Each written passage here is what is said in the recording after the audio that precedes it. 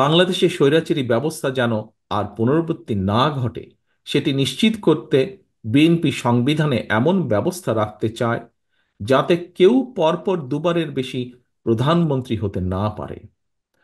আমরা আইন, বিচার ও নির্বাহী বিভাগের মধ্যে ক্ষমতার ভারসাম্য রাখতে চাই। রাষ্ট্র পরিচালনায় সমাজের জ্ঞানী গুণীদের প্রতিনিধিত্ব এবং অংশগ্রহণ নিশ্চিত করতে দ্বিকক্ষ বা বাইক্যামেরাল পার্লামেন্ট সিস্টেম প্রবর্তন করতে চাই। আমাদের লক্ষ্য তরুণ ও বেকারদের জন্য কর্মসংস্থান, আর কর্মসংস্থান না হওয়া পর্যন্ত যোগ্যতা অনুযায়ী বেকার ভাতা প্রবর্তন। আমরা নিশ্চিত করতে চাই সর্বস্তরে নারীর অংশগ্রহণ, তৃণমূলের ক্ষমতায়ন এবং আবারও ঐতিহাসিক খাল কাটা কর্মসূচির বাস্তবায়ন। Health care, education, agriculture, energy, climate and economy সব ক্ষেত্রে আমরা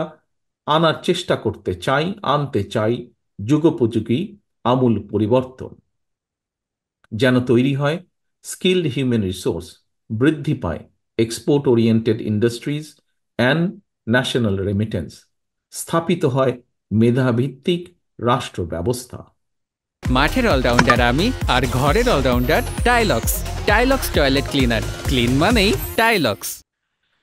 decentralisation of power, universal health coverage, fair prices for farmers and producers, need-based education and multilingual training, multi-model communication system, housing facilities and social benefits for all।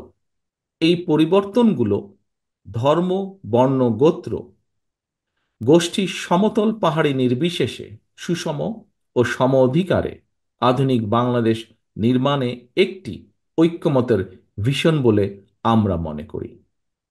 পরিবেশ পরিস্থিতি, দেশের প্রয়োজন এবং মানুষের চাহিদার সাথে মানিয়ে নিতে ৩১ দফাকে সংযোজন, বিয়োজন, পুনর্বাসন বা পরিবর্তিত অবশ্যই করা যেতে পারে, তবে তা হবে stakeholder consultation and public কনসেনসাসের মাধ্যমে।